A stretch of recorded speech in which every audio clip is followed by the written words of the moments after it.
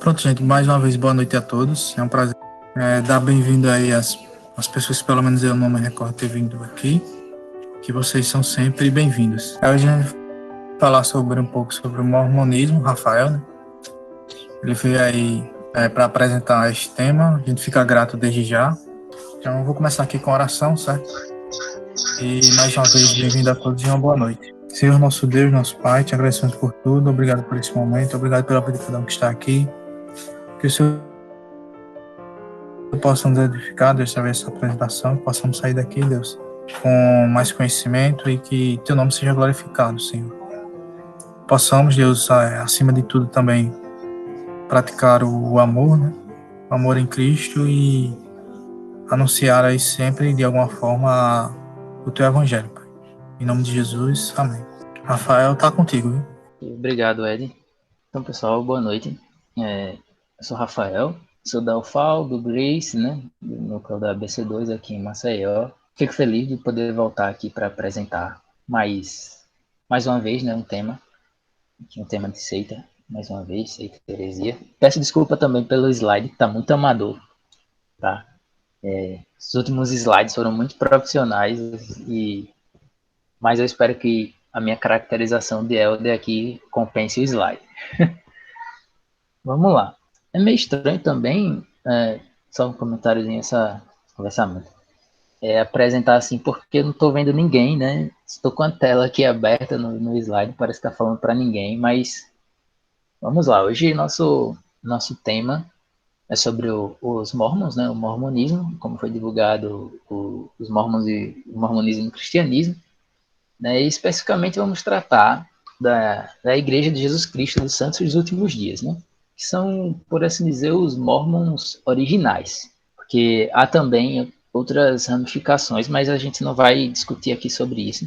Espero também não demorar muito. Se eu demorar, vocês podem me interpelar aí, eu dou uma adiantada. Para a gente falar dos mormons, a gente precisa, antes de tudo, falar desse camarada aqui, que é o Joseph Smith, né?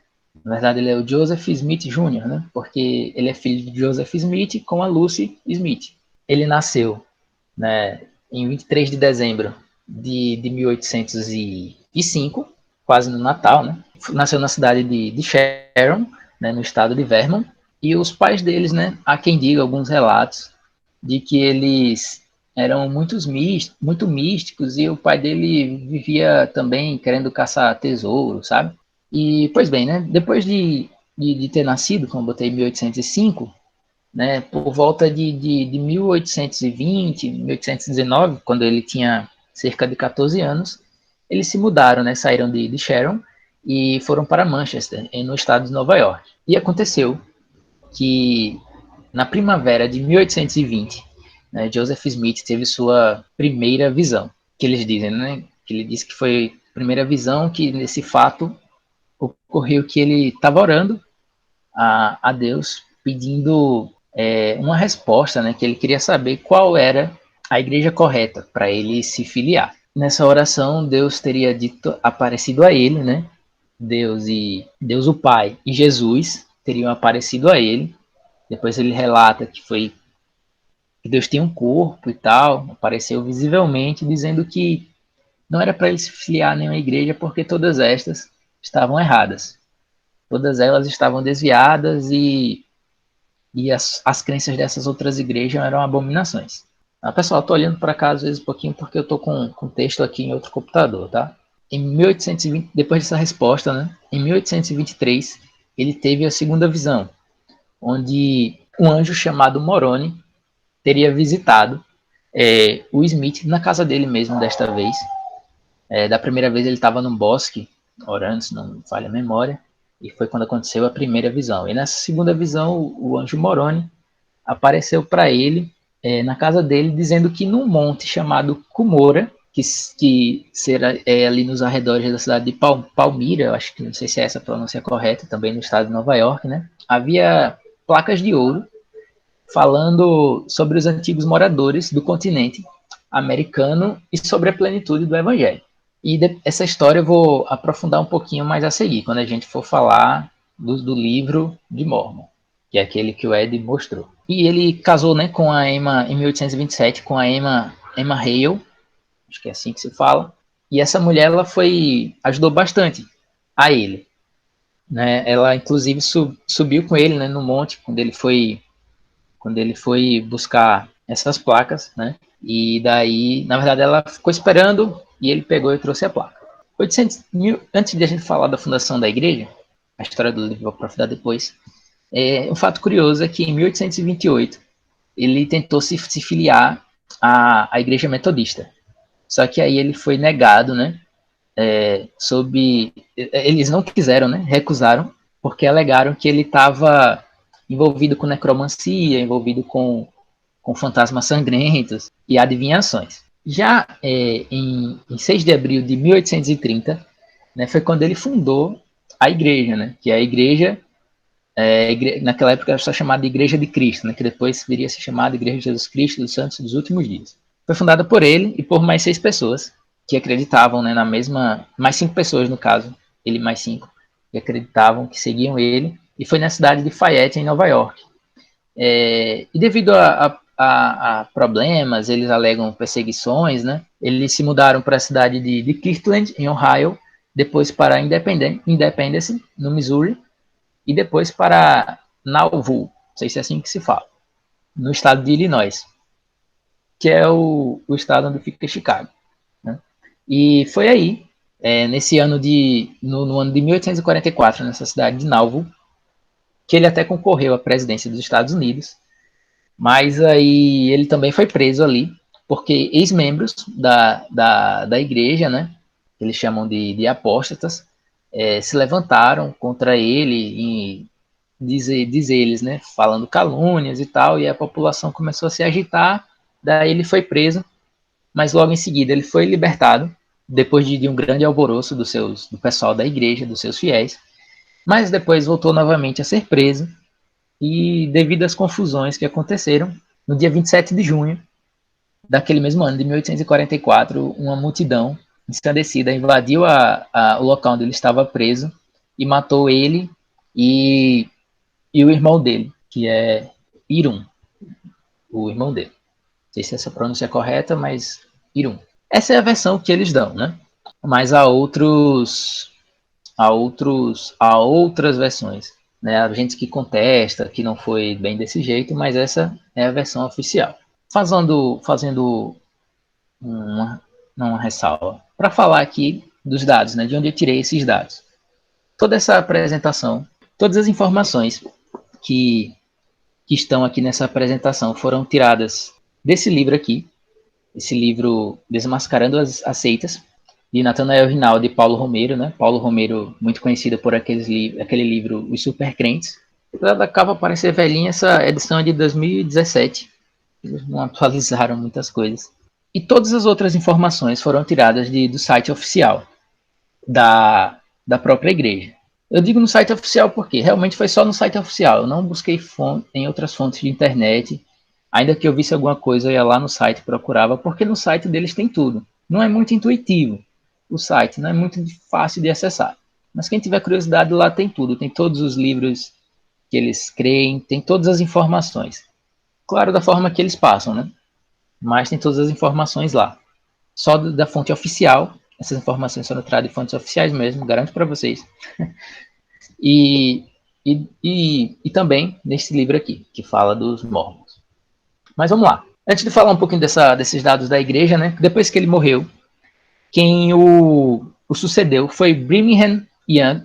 Depois daquela confusão toda, Brigham Young levou o pessoal para oeste dos Estados Unidos, né? Para o estado do Utah, lá na cidade de Salt Lake City. Se me falha a memória, a cidade saberia ser fundada mesmo, considerada como cidade, alguns anos depois, de 1844.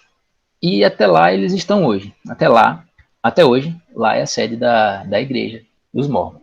Para a gente já falar algumas coisas, né, a respeito das visões, a gente já percebe aí que são coisas totalmente avessas do que a Bíblia nos diz, né? Por exemplo, Êxodo 33, 20 e 1 Timóteo 6,16 falam que ninguém pode ver a Deus, né, como o Êxodo fala, né? E acrescentou: não me poderás ver a face, porquanto homem nenhum verá a minha face e viverá. 1 Timóteo 6 e outros diversos textos também falam que ninguém jamais viu a face de Deus.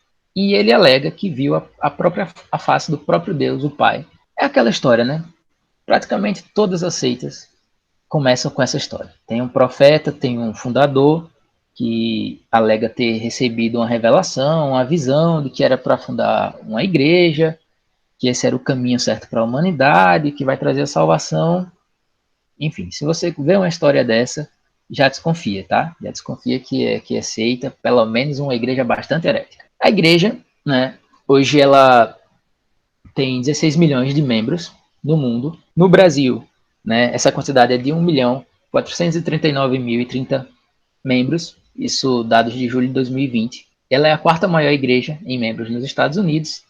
Tem 7 templos no Brasil. Dizia que tem 7 templos, mas digamos que tem 8 porque um está em construção no Rio de Janeiro. 1.542 locais de adoração no Brasil.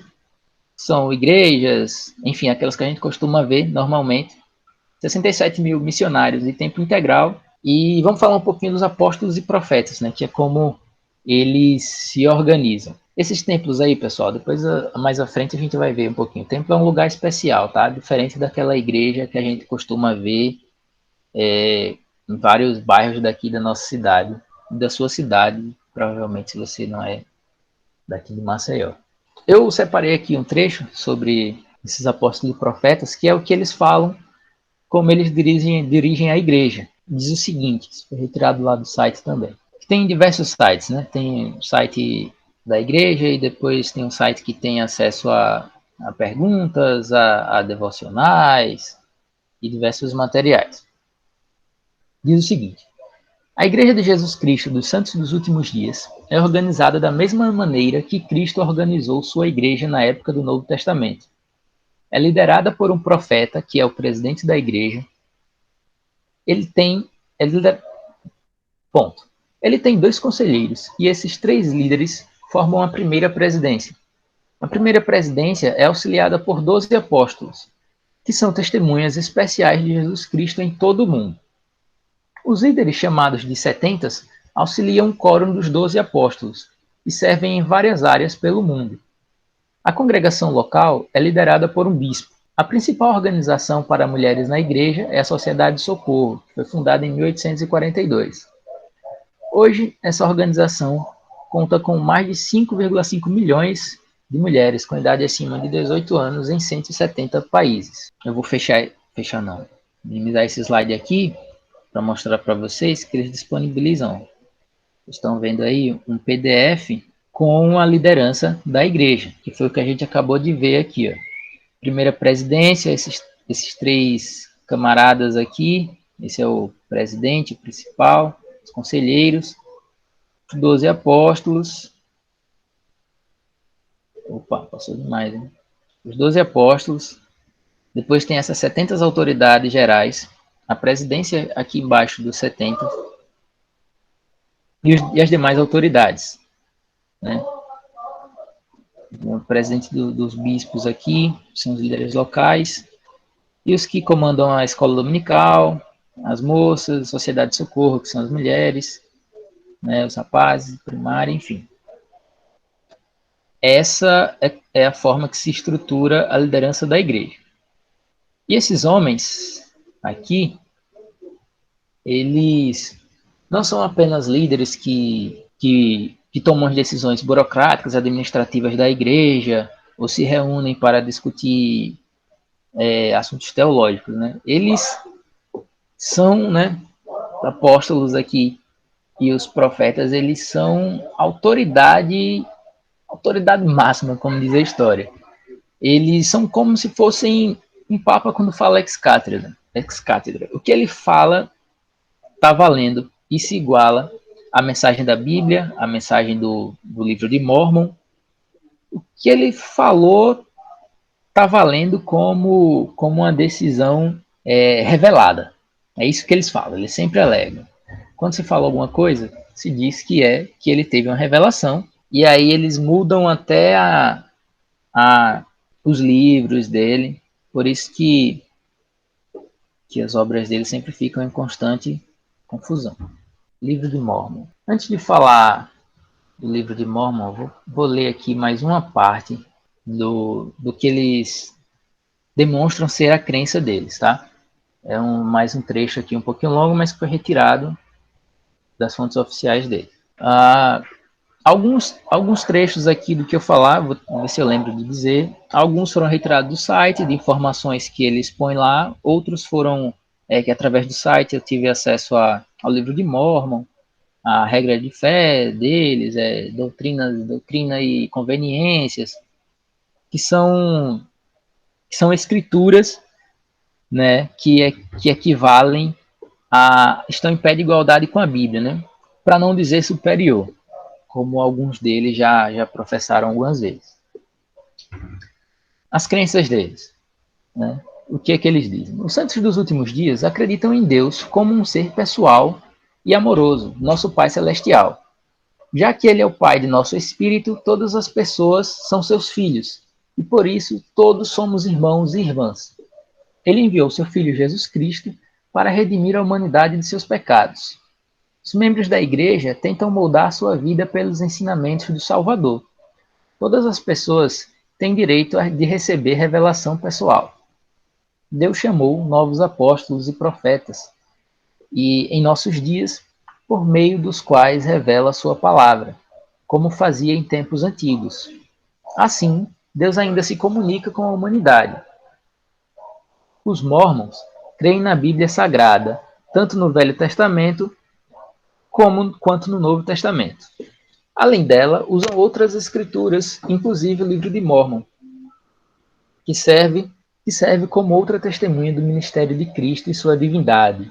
Juntas, essas escrituras oferecem um entendimento mais profundo de questões vitais, como a natureza de Deus e a salvação e a expiação.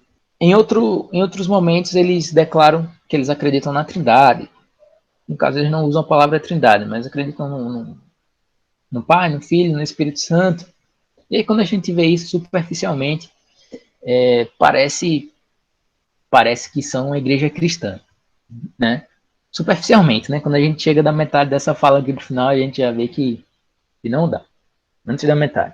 E uma curiosidade, e falar nisso, é que eles querem tanto se parecer cristãos que ultimamente tem até no site um artigo sobre isso, que eles não querem mais serem conhecidos como mormons, né? A gente vai falar um pouquinho quem é mormon, porque eles até usavam eles mesmos essa nomenclatura, né, os mormons, mas eles querem ser chamados agora como os santos dos últimos dias, né, e serem referidos como a Igreja de Jesus Cristo dos Santos dos Últimos Dias, né? Certamente eles estão fazendo isso e é até declarado no site, no artigo lá nas entrelinhas, que eles querem fazer isso para que as pessoas reconheçam que eles são cristãos, sim, né? Eles alegam ser cristãos, mas tem nada muito de cristianismo nisso, não. Ainda que eles acreditem na Bíblia, né? Eles declaram que a Bíblia contém falhas, contém livros que foram ocultados, que ela passou por mãos humanas e que com isso o livro se desviou do seu propósito. Enfim, não creem na inerrância bíblica. É mais um ponto aí para a gente ver que é uma seita, né? Vamos lá. O livro de Mormon, né? Vamos voltar agora àquela história lá de 1823, quando o anjo Moroni, né? Ele apareceu em 21 de setembro de 1823 a Joseph, e que esse Joseph apareceu em forma de anjo, mas ele era um profeta do povo nefita. A gente vai ver também quem é esse povo, que vivia na América Antiga. E esse livro de Mormon, ele é essencial para a doutrina, né? Em certa ocasião, Joseph Smith, quando estava reunido com os elders, ele falou assim, ele disse, tirem o livro de Mormon e as revelações. De onde está a nossa religião? Não temos nada. Ou seja, pode tirar a Bíblia, mas o livro de Mormon tem que ter. O anjo Moroni, né, depois de 1823, ele continuou visitando o Joseph, ainda durante 4 anos.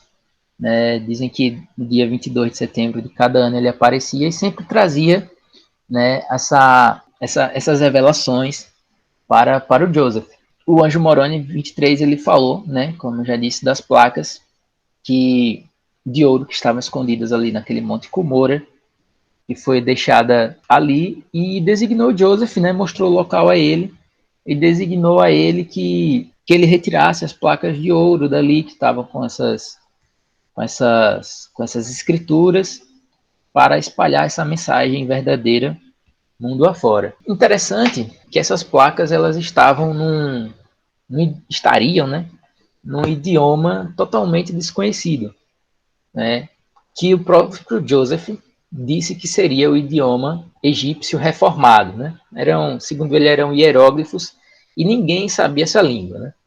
Tanto que a gente vai ver umas refutações que até o dia de hoje ninguém encontrou, né, provas de que essa língua existe ou nada disso, né? Certamente invenções, lucubrações da mente dele. E para ele poder traduzir isso, foi um milagre. Foi um milagre, foram revelações do anjo, de anjos que ele recebia, revelação, para poder traduzir, porque ninguém conhecia essa língua. Eu não sei como é que ele trouxe tanta placa de ouro, né? História é que ele subiu sozinho, né? E voltou, o cara era forte. Aí ele diz assim: pelo poder de Joseph, disse assim uma vez, pelo poder de Deus, traduziu o livro de Mórmon a partir de hieróglifos, cujo conhecimento estava perdido para o mundo. E nesse evento maravilhoso, eu estava sozinho, um jovem culto, para combater com uma nova revelação a sabedoria do mundo e a ignorância multiplicada de 18 séculos. Bom, o povo sabendo que ele estava de posse dessas placas de ouro, houve muitas tentativas de roubo dessas placas, né? E por causa disso, ele e sua esposa se mudaram para a cidade de Manchester, se mudaram de Manchester, né, em Nova York, para a cidade de Harmony, na Pensilvânia, e esses os escolhidos, né? O que aconteceu? Aconteceu também que o anjo revelou para ele, foi revelado para ele, que outras pessoas iriam ter acesso a essas placas. E ele diz, né, que em alguns seus relatos que isso foi um peso que foi tirado das costas dele, que outras pessoas pudessem ver e contemplar, estudar de perto as placas. E dentre essas pessoas estavam Oliver Cowdery, David Whitmer e Martin Harris, né, que esses já eram seus companheiros antigos, né, de trabalho nessa nova religião que ele estava fundando. Aí, por que Martin Harris está aqui? Né? Eu até pensei que ia sair de uma por uma no slide, mas está saindo tudo de uma vez. Né? Martin Harris, ele foi o cara que financiou a publicação desse livro de Mormon, né, inicialmente, porque eles enfrentaram muitas dificuldades para fazer o financiamento, para poder fazer a publicação.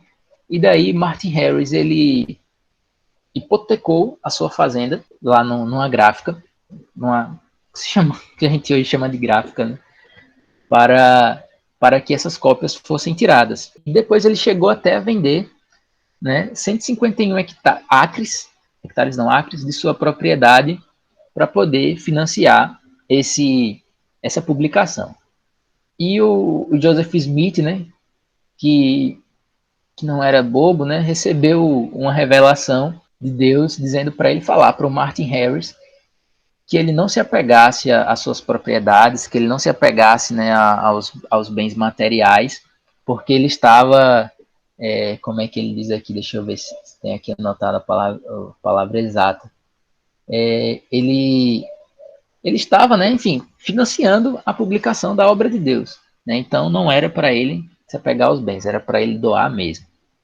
E aí, finalmente, em 1830, né, em março de 1830, saíram as primeiras 5.000 cópias do livro de Mormon, e hoje a gente já tem, segundo os Mormons, mais de 180 milhões de exemplares publicados pelo mundo afora em mais de 100 idiomas. Os livros que estão contidos no livro de Mormon são 1ª e 2ª Nefe, livro de Jacó, livro de Enos, livro de Jarom, livro de Omni, as palavras de Mormon, livro de Mosiá, livro de Alma, livro de Elamã, 3º e 4º livro de Nefe, livro de Mormon, livro de Éter e livro de Moroni. E uma coisa, tá? O livro de Mormon, em algumas partes, ele de certa forma condena a Bíblia. Separei aqui um trecho que está lá em 1 Nef. Você, Ed, que tem aí seu exemplar do livro de Mórmon, abre aí em 1 Nef, capítulo 13. Ele também é dividido no mesmo esquema da Bíblia, tá? Capítulos, versículos. 1 Nef 13, 28, 29, diz assim: Vês, portanto, que depois de haver o livro passado pelas mãos de grande e abominável igreja, isso se referindo à Bíblia, tá? Foram suprimidas muitas coisas claras e preciosas do livro, que é o livro do Cordeiro de Deus. E depois que essas coisas claras e preciosas foram suprimidas, ele propagou-se por todas as nações dos gentios, e depois de ter se propagado por todas as...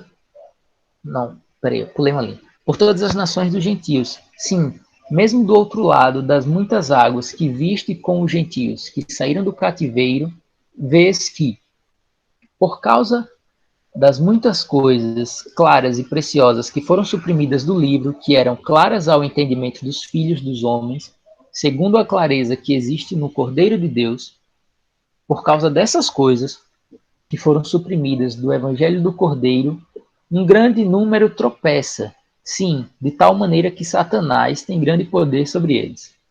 Olha que absurdo, né? Está sendo falado aqui. O que é que o livro aqui está dizendo? Está dizendo que a Bíblia foi alterada ao longo da história pela igreja, tá? Sem entrar em detalhe aqui, igreja católica e igreja protestante, pela igreja de Cristo, formar o cânone bíblico, cânon bíblico. Está dizendo que ela foi tão alterada que é usada por Satanás, se aproveita disso e tem poder sobre muitos, ou seja, sobre eles. Eles quem? Os que acreditam puramente na Bíblia, ou seja, nós, os cristãos genuínos, né? Então, mais um absurdo, mais uma heresia inaceitável. E o livro de Mórmon ele já foi alterado, né? Mais de 4.000 vezes, né? E não tem um manuscrito original que se possa comparar, né? Porque ele é alterado? Porque, como eu falei, os apóstolos e os profetas, né? Eles têm autoridade para mudar as coisas. O que ele falou está falado, é uma revelação e pronto. Ele tem autoridade para mudar. Então, isso, com as diversas edições, publicações, eles vão alterando da forma que eles querem e os fiéis acham, né, que é tudo revelação. E quanto à veracidade desse livro, né? Tem um arqueólogo, porque os mormons, se você for falar com eles, eles vão dizer que tem estudos arqueológicos que comprovam a veracidade dessa história, do livro e coisa e tal, mas não é bem assim. E eu separei aqui um arqueólogo chamado Hal Hugey, no livro Arqueologia e o livro de Mórmon.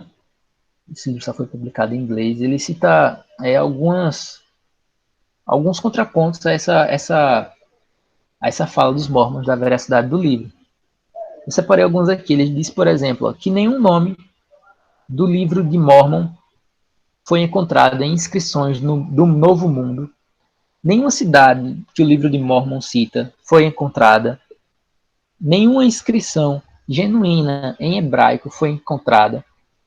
Nenhuma inscrição em egípcio ou qualquer língua que pudesse vir a ser o egípcio reformado de Joseph Smith foi encontrada, e nenhuma cópia antiga das escrituras do livro de Mórmon foi encontrada. Também não há inscrição de qualquer espécie que indique que os habitantes antigos tinham crenças hebraicas ou cristãs. Todas as crenças eram pagãs, porque eles afirmam que é porque eu acabei pulando, né? Parte do breve resumo aqui do que trata o livro de Mórmon. Mas o que acontece é que eles dizem que os habitantes antigos aqui do continente americano eram cristãos e criam em Deus, enfim, mas isso não é bem verdade. E eles falam também que o índio americano ele é de origem hebraica, né, enquanto a ciência afirma que ele é de origem mongol, né, de origem asiática. Eles dizem também, né, mais uma coisa, que a Bíblia teria profetizado o livro de Mórmon, usando lá erroneamente Ezequiel 37, o verso 19, desculpa. né? Que diz que Deus disse que vai juntar a vara de Judá com a vara de Israel, que estava tal. Só que eles interpretam como se a vara de Judá ali fosse a Bíblia e a outra vara que seria juntada a ela fosse o livro de Mórmon. Mas na verdade não é isso que o profeta ali está falando. Ele está falando, né, da reunião dos reis de Judá, dos reinos de Israel. E um breve resumo, né? O que é que fala esse livro de Mórmon, né? O que é que ele nos traz? Eu acabei não colocando no slide, mas eu acho que é muito legal a gente ler aqui, dá praticamente uma página do livro, que ele faz um breve resumo do que trata o livro de Mórmon. Eu vou ler aqui, eu acho que vai ficar melhor. Diz o seguinte: o livro de Mórmon narra a história de dois grupos principais, os Jareditas e Nefitas. Os Jareditas, refugiados da Torre de Babel, emigraram para a América Central até serem varridos por conflitos internos. Um sobrevivente, o profeta Éter, escreveu a história dos Jareditas em 24 placas metálicas. Em cerca de 600 a.C., as duas famílias de Leí e Ismael deixaram Jerusalém, atravessaram o Oceano Pacífico e desembarcaram na América do Sul. Dois filhos de Leí, Lamã e Nefe, iniciaram uma rixa, e o povo se dividiu em dois batalhões de guerra, os Lamanitas e os Nefitas. Os Lamanitas foram amaldiçoados por Deus por serem rebeldes e desobedientes. E olha que coisa aqui. Parte da maldição incluía a pele escura, o que supostamente deu origem ao índio americano. Deus teve predileção pelos nefitas, que vieram para a América do Norte, e mais ou menos, eles argumentam isso, que esse acontecimento foi mais ou menos na época de Cristo, né? E que logo depois da morte de Cristo, e o próprio Cristo veio à América para transmitir seus ensinamentos. Tanto nefitas como lamanitas se converteram. Depois de uns 200 anos veio a apostasia. Mais tarde, os nefitas foram todos mortos e os lamanitas infiéis ficaram no controle da terra. Quando Colombo os encontrou ali, que seriam as pessoas que Colombo encontrou quando chegou aqui, em 1492. O comandante dos nefitas, antes de sua extinção, era profeta e sacerdote, chamado Mormon.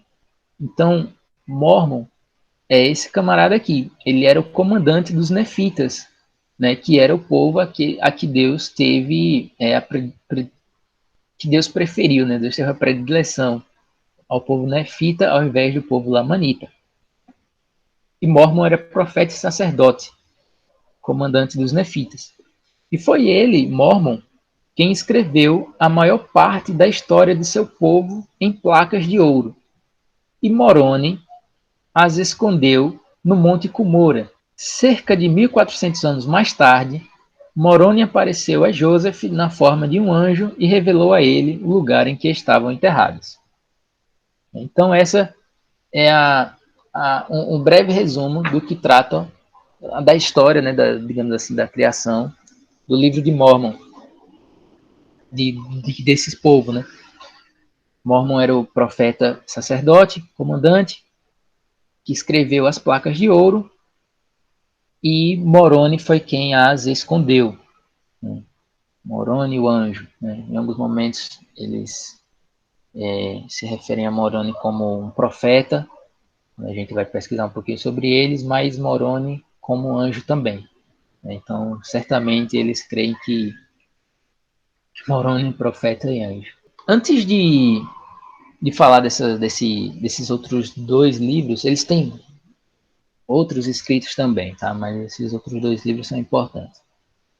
Vou citar aqui um erro do livro de Mórmon, né? Lá no livro de Alma, 7, capítulo 7, verso 10, que diz assim: E eis que nascerá de Maria em Jerusalém, que é a terra de nossos antepassados, sendo ela uma virgem, um vaso precioso e escolhido, e uma sombra a envolverá, e conceberá pelo poder do Espírito Santo, e dará à luz um filho. Sim, o Filho de Deus. Né? Ou seja, essa passagem do livro de Alma, que está inserido no livro de Mórmon, diz que Jesus nasceria em Jerusalém. né? Quando a gente sabe, a Bíblia é bem clara que Jesus nasceu em Belém, né? Mateus 2:1 e outras passagens diz que Jesus nasceu em Belém. Aí os mormons, eles dizem, argumentam o seguinte: ah, não, mas Jerusalém a gente considera que são os arredores de Jerusalém, é tudo Jerusalém, né? Então, é um arredor bem grande. Outros livros que eles têm, esse Doutrina e Convênios, que ele foi escrito pelo próprio Joseph também, e ele contém 138 revelações. Nessas revelações, a gente pode dizer que tem versículos também, revelação 1, tal. Essas 138, e nelas tem versículos, como se fosse o mesmo esquema do livro de Mormon. E foram revelações especiais, dadas a Joseph Smith. E no ano de 1833, ele publicou pela primeira vez, não com esse nome de Doutrina e Convênios, mas com o nome de Livro de Mandamentos. E aí, em 1835, ele fez uma versão ampliada e publicou Doutrina e Convênios, né, que contém essas 138 revelações. Nesse livro tem como é que se diz mesmo? As práticas e doutrinas, né, que os mormons devem seguir. Ah, uma coisa eu esqueci de botar aqui. Uma coisa... Deixa eu ver se eu botei um pouquinho mais à frente. Não botei não. Não, aqui nesse slide. Mas deixa eu comentar aqui. Uma outra coisa que eles acreditam é o sacerdócio de Arão e o sacerdócio de Melquisedeque, desculpa. E Smith, ele relata que em 1829, né, no tempo que ele estava traduzindo o livro de Mormon, enquanto ele estava orando com Oliver Cowdery, apareceu para ele João Batista e impôs as mãos sobre eles e declarou sobre eles o sacerdócio de Arão. E daí os dois ali se batizaram um ao outro e proferiram, né, concederam um ao outro ao sacerdócio de Arão. E os mormons dizem que esse sacerdócio de Arão, ele, apenas quem tem esse sacerdócio possui a capacidade de ministrar ordenanças externas da fé e arrependimento e batismo, né?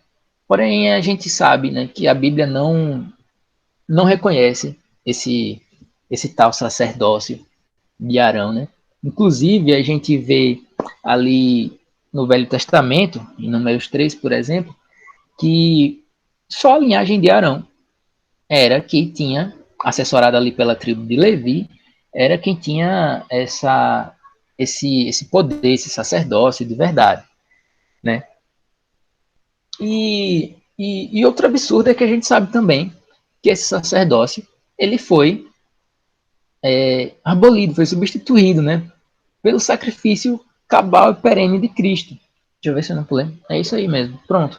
E daí, o sacerdócio de Melquisedeque, naquele mesmo ano de 1829, pouco tempo depois, né, parece que eles, digamos assim, eles perceberam que tinha alguma coisa de errado, talvez, né, ou não, mas aí eles teriam recebido mais uma revelação, mais uma visita, na verdade. Gente, eu tirei aqui do meu texto.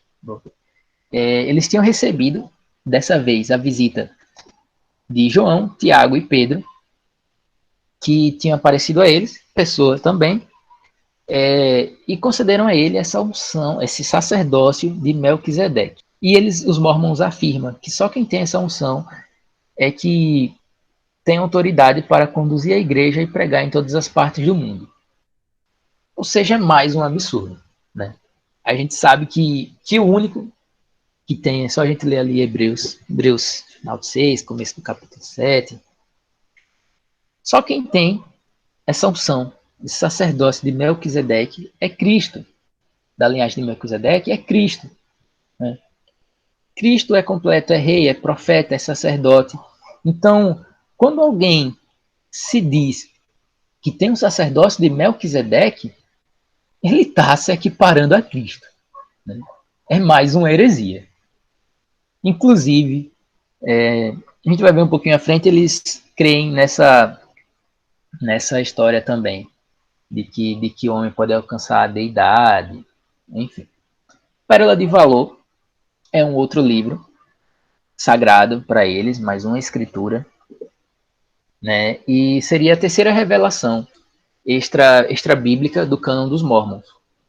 E contém o livro de Moisés, o livro de Abraão, que esse teria sido escrito pelo próprio Abraão, esse livro de Abraão, escritos do próprio Joseph Smith e regras de fé, né? Mais uma vez, não tem prova da veracidade dessas escrituras, não tem original, enfim, tem como eles provarem. Antes de entrar na parte do templo, vou falar um pouquinho que eles acreditam sobre a Trindade, bem rapidamente. Eles acreditam que a Trindade ela é composta por 3 personagens distintos, que são 3 deuses diferentes, né? No livro Doutrina e Conveniências, no Doutrina e Conveniência 130, versículo 22, o Joseph Smith cita o seguinte, falando do Pai: o Pai tem um corpo de carne e ossos tão tangível como o do homem. O Filho também, mas o Espírito Santo não tem um corpo de carne e ossos, mas é um personagem de espírito. Se assim não for, o Espírito Santo não poderia habitar em nós. Ou seja, ele está dizendo aqui que Deus também, como ele que viu Deus também tem um corpo, assim como Jesus Cristo, né? E outra coisa é que eles creem também que a Trindade, né, essa divindade, ela é composta por uma família. E parece meio absurdo, meio louco, assim, eu tentei achar mais coisas assim específicas sobre isso, mas eu vi só a citação, acesso a parte que diz, né, mas não vi nenhuma explicação da parte dele sobre isso. Mas nas regras de fé, eles dizem que tem uma mãe, que Deus tem uma esposa, como se Deus tem uma esposa, né? Assim, é nos dito expressamente que Deus é Pai dos Espíritos. E para compreender o caráter literal desta verdade solene, é preciso entendermos que deve existir uma mãe desses espíritos. Os espíritos, né? Porque eles acreditam que nós, os seres humanos, já vivíamos antes com Deus como uma inteligência, né? E daí, depois passa uma fase de espírito, né, que é quando somos gerados em espírito, chamado, se não me falha a memória, é estado de pré-morte. Pré-morte, Deus? Não, depois eu procuro e digo para vocês. Nesse estado de espírito, somos gerados por Deus como se Deus tivesse várias esposas. E depois viemos a existir aqui na Terra como homens, para que possamos aprender mais, servir ao próximo. E no futuro, depois da morte, viveremos também. E aí, Deus considerar um lugar bom a cada um. Eu vou pular esse templo aqui, que eu falo depois do templo. Vou falar um pouquinho sobre o que eles acreditam agora em relação à segunda vinda de Cristo, né? Um pouquinho de escatologia, que é que eles acreditam. Quando a gente olha alguns aspectos dos mormons, se a gente olhar bem superficialmente, a gente vai achar que eles são cristãos de fato, né? Por exemplo, eles acreditam muito, né, nessa ideia de família, de que a família tem que ser firmada na igreja, em Deus, orar junto, e que quando a família é salva para sempre, a família toda. E a gente vai ver que isso parece um pouquinho se encaixar com algumas perspectivas cristãs. Quando a gente vai ver, eles acreditam no milênio, e aí que terá o milênio aqui na Terra, né? A gente, poxa, parece até com os irmãos pré-milenistas, né? Irmãos da Assembleia e tal. Mas quando a gente vai ver, é só superficialmente mesmo que parece uma igreja cristã. A gente vê um pouquinho mais, precisa nem passar 2 meses numa igreja, só estudar um pouquinho que a gente vê que não tem nada de cristão nisso. Então, eles acreditam sim que Jesus vai voltar. Eles acreditam que que Cristo voltará, né? E que esses sinais que a gente está vivendo são sinais do fim dos tempos. E que depois, quando Cristo voltar, haverá um milênio aqui na Terra, né? Cristo reinará aqui na Terra por 1000 anos. E eles dizem que a capital desse reino, as capitais desse reino, melhor dizendo, serão Sião e Jerusalém. E o povo de Israel, que estava disperso, vai ser reunido novamente, né? Isso foi tirado aqui, essa parte toda aqui que eu estou falando, dessa segunda vida, foi tirada de uma obra chamada Jesus, o Cristo, que é de um dos apóstolos. Lembrando que o que o apóstolo diz é verdade. Então, né, eles acreditam que no milênio, né, será iniciado o reino de Cristo. Né, mas se a gente for ver, né, entrar muito assim, se diverge um pouquinho até na própria cristandade, mas a gente vê em Apocalipse e, por exemplo, também em 1 Coríntios 15, 24, 25, que o reino de Cristo já começou, né? O reino de Cristo ainda não vai começar. O reino de Cristo começou quando Cristo morreu na cruz, ressuscitou,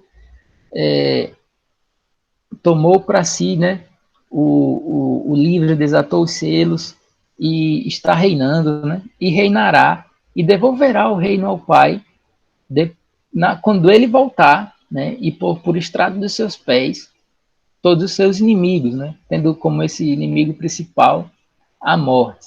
E, na verdade, o reino de Cristo não vai se iniciar, o reino de Cristo já chegou, né? Chegado o reino.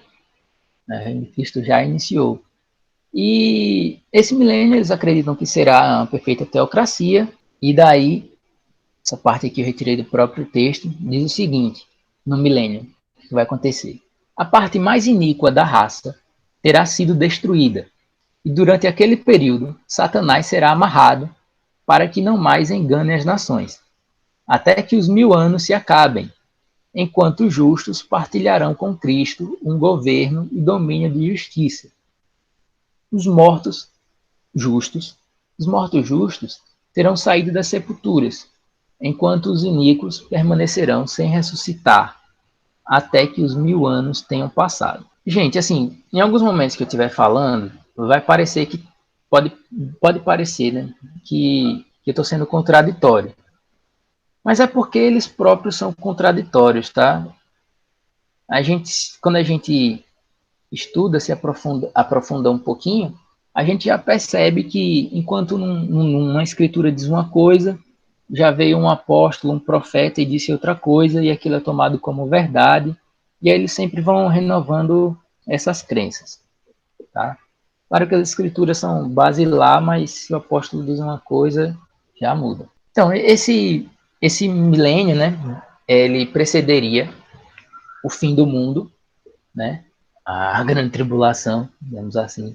E após o milênio, né, Satanás será solto por um curto período de tempo e viria o teste final da integridade da humanidade.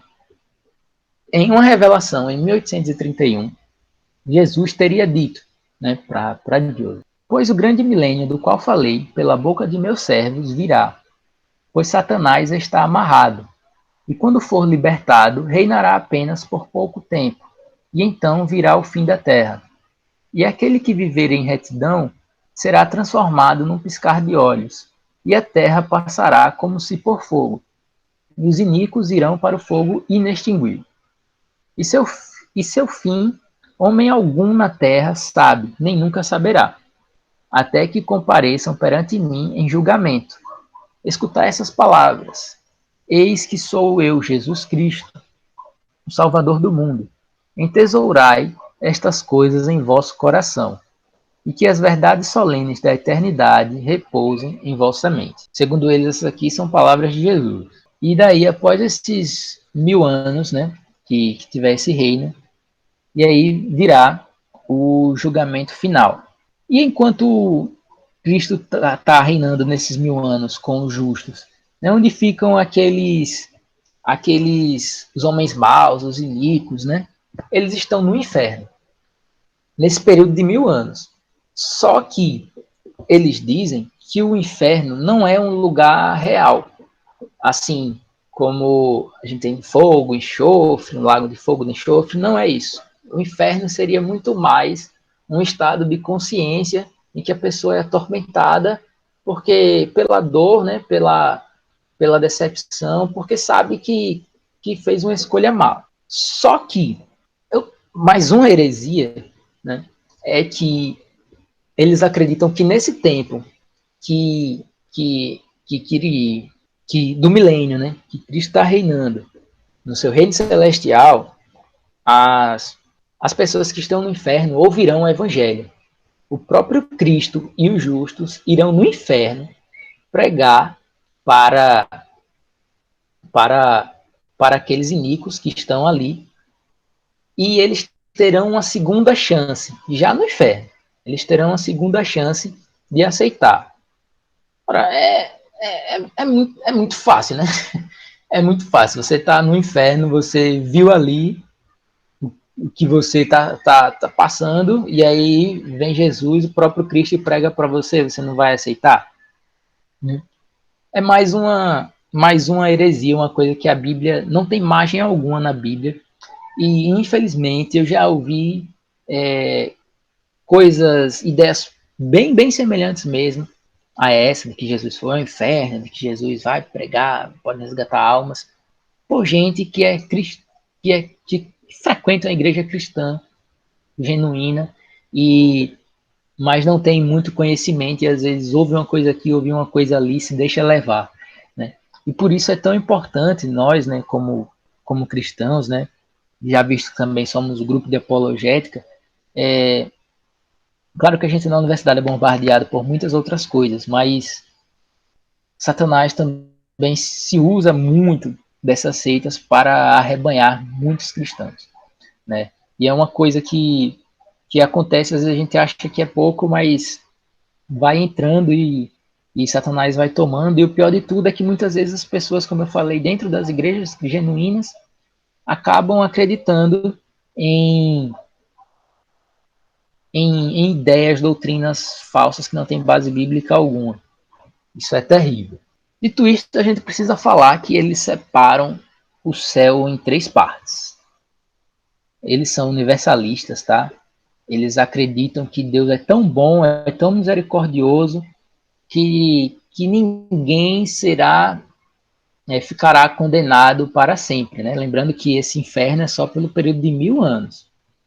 Depois dos 1000 anos, quando acabar esse reino, virá o juízo final, e no juízo final, Jesus, como eles dizem, será o mais misericordioso possível e vai definir o destino de cada pessoa.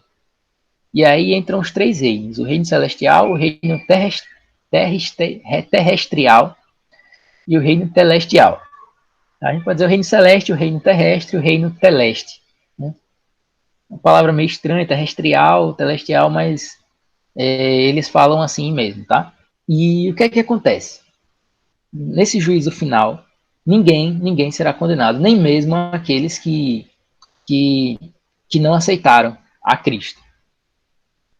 Cristo vai dizer o caminho de cada pessoa. O reino celestial, quem é que vai ficar no reino celestial?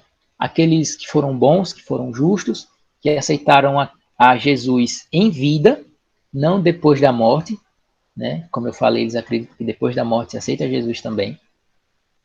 Então, nesse reino celestial, viverão na presença de Deus Pai e de Deus Filho,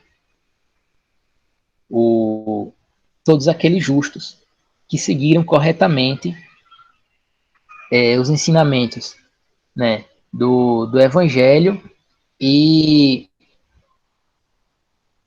dos mormons, viu? Não somos nós cristãos que vamos viver nesse reino celestial, não. São os mormons, que foram eles eles que são da verdadeira igreja de Jesus, segundo eles, tá? Então eles é que vão viver assim, no reino celestial. O reino terrestre é separado, né, para aqueles que recusaram o evangelho, mas que quando morreram, que ouviram a pregação do evangelho novamente lá no inferno, eles aceitaram eles vão viver nesse reino, no reino terrestrial, né? Que é um pouquinho menos em glória do que o celestial.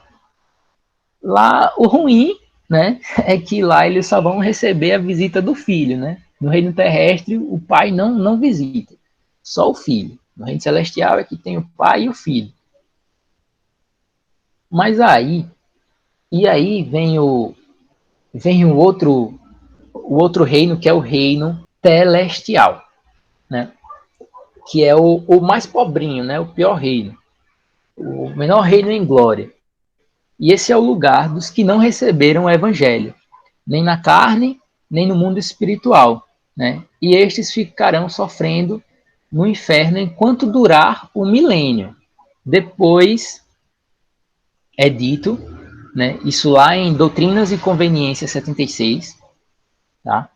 Que estes também dobrarão os joelhos, confessando a Deus, e receberão, de acordo com suas obras, lugar nas mansões celestes, e serão servos de Deus, porém nunca poderão ir onde Deus e Cristo habitam. Eles só receberiam a visita do Espírito Santo, né? Ou seja, a glória celestial é maior, a terrestrial é a média e a celestial é a mais inferior. Quanto à heresia, né? Quanto à heresia, a gente percebe nisso aí. Quem não aceitou Jesus vai ser servo de Deus. Ainda vai receber mansão. Também de uma mansão mais fraquinha, né? Mas é loucura, é muita heresia a gente perceber isso. Tá, agora eu vou voltar para o templo. Então vou terminar aqui com o templo e depois a gente abre para as perguntas. Que as outras coisas eram que eu ia falar depois do templo, eram só umas, digamos assim, umas curiosidades que as pessoas sempre perguntam, né? Racismo, poligamia, batismo, que é que eles acreditam nessas coisas.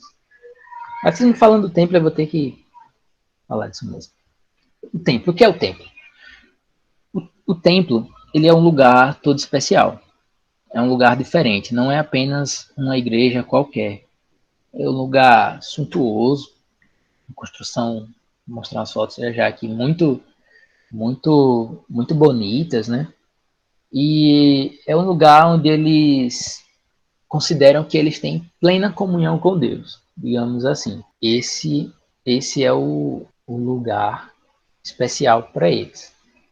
As capelas, né, que são as igrejas comuns, é o que a gente vê com mais frequência, né? É onde são realizados o culto no domingo, né? A reunião de adoração no domingo, onde são realizadas reuniões semanais, sejam de jovens, de mulheres, né? Práticas esportivas, né? Sempre tem aquela quadra ali, massinha, né? Acho que é uma coisa que as igrejas cristãs genuínas deveriam adotar, uma quadra boa, terreno da igreja. Mas esse é onde acontecem as reuniões, digamos assim, ordinárias, né? Nas igrejas.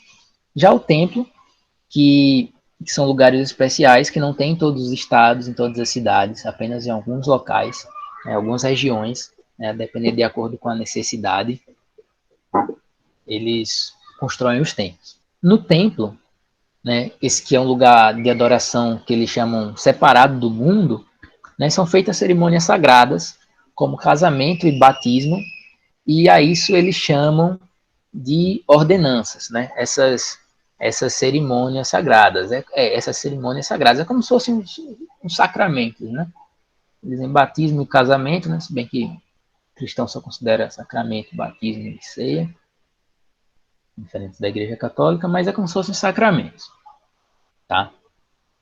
E é nesse tempo também que eles fazem promessas a Deus, que é o que eles chamam de convênios.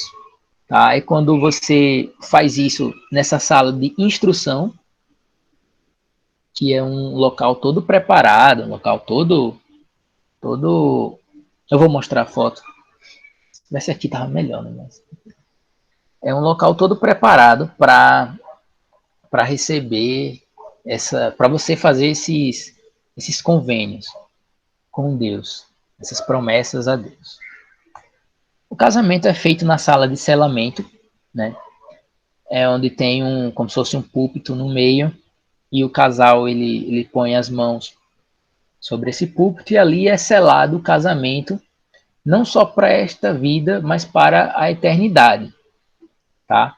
E essa cerimônia de selamento também pode ser feita com os filhos, né, nascidos ou adotados do, do, do casal, que também vão ser selados e vão viver eternamente com os pais, onde os pais estiverem, ali a união está selada, né, eternamente. E para eles isso é uma coisa importante, sabe?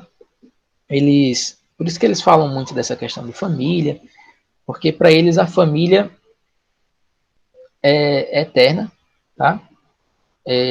Não vou aqui entrar em discussão se sei que tem crente que acredita que não vai reconhecer a família no céu, tem crente que acredita que sim, mas para eles essa questão da família é um negócio muito importante, porque eles também fazem uma coisa, e até por isso eles fazem uma heresia tamanha, que é o batismo pelos mortos, tá? Ou seja, o que é o batismo pelos mortos, né? Por que o batismo pelos mortos? Porque eles creem que o batismo é essencial para a salvação. Se a pessoa não for batizada, não é salvo, né? Vamos lá, tudo bem, a gente sabe que Cristo falou que quem crê e for batizado será salvo. Mas se de repente o camarada morrer antes do dia do batismo, ele não vai ser salvo? Para eles não vai ser salvo. Por isso é necessário que uma pessoa da família se batize na sala de batismo do templo em nome dessa pessoa que estará lá no inferno, digamos assim, estará lá no inferno, porque não foi batizada, e lá ela vai saber que o familiar se batizou por ela, e ela vai poder decidir se aceita ou não esse batismo, tá? É mais uma heresia tremenda, né? Batismo pelos mortos. E no templo também tem a sala chamada Sala Celestial, né? Que é usada para meditação dos fiéis, né? Nessa sala não se realiza nenhuma cerimônia, mas é uma sala de meditação onde você vai pensar na vida, pensar no seu propósito, né, que você está fazendo, coisas desse tipo. Outra coisa que chama a atenção no templo, aí vocês vão ver, é que lá no ponto mais alto da torre fica uma estátua, né? E toda dourada, né? Não sei dizer se todos os templos a estátua é de ouro, né? Mas seria uma estátua de ouro do anjo Moroni, né? Seria uma estátua de ouro do anjo Moroni, que era o profeta, né? Teria sido um profeta das Américas, cerca de 400 anos antes de Cristo. Também é um anjo para eles, né? Apareceu como um anjo para o Joseph. Tá, deixa eu mostrar as fotos aqui para vocês. Ó. Tá, vou deixar assim mesmo, acho que dá para vocês verem tranquilo, né? Pelo Meet dá para a gente dar um zoom também, se quiser. Essa sala aqui é a sala do batismo, tá? Essa aqui é a sala de batismo no templo de Manaus, aqui no Brasil. Aqui é feito o batismo somente pelos mortos, tá? O batismo normal, ele é feito nas igrejas, por um bispo, que é o dirigente local da igreja, viu? Da igreja local. Aqui é feito exclusivamente o batismo pelos mortos. Se vocês observarem, tem aqui umas estátuas de bois. São 12 bois que sustentam essa piscina, esse batistério. E eles dizem que esses bois eles representam as 12 tribos de Israel. Esse aqui é a foto é uma foto da estátua do anjo Moroni, que essa é de ouro, fica lá no templo sede deles, né? em Salt Lake City, no estado do Utah. E esse é o Moroni aí tocando um trombeta aí, né? Anjo de ouro. Essa aqui é a sala celestial do templo em Fortaleza.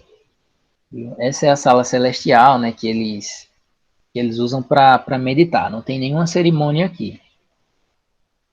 Que os espaços, né, vocês vão vendo aí que os espaços são sempre muito chiques, né, muito agradáveis. Né, um negócio bem chique. Essa aqui é uma sala de instrução, uma das salas de instrução, né, do templo de Salt Lake City, lá em Utah. E o templo, tá? A sala pode parecer pequena, vocês vão ver uma foto do templo que é enorme, mas o templo ele é dividido em vários cômodos. Não é um templo como a gente está acostumado a ver a igreja, que é um local vasto, todo aberto, que a gente faz o culto de adoração e tal. Não. Tanto que nos templos, nem culto, nem reunião de oração, de adoração, como eles chamam. No domingo tem, né? Porque o domingo é reservado para que os membros vão às suas igrejas locais. Então o templo ele tem várias salas. Essa é uma das salas de instrução do templo do Salt Lake City,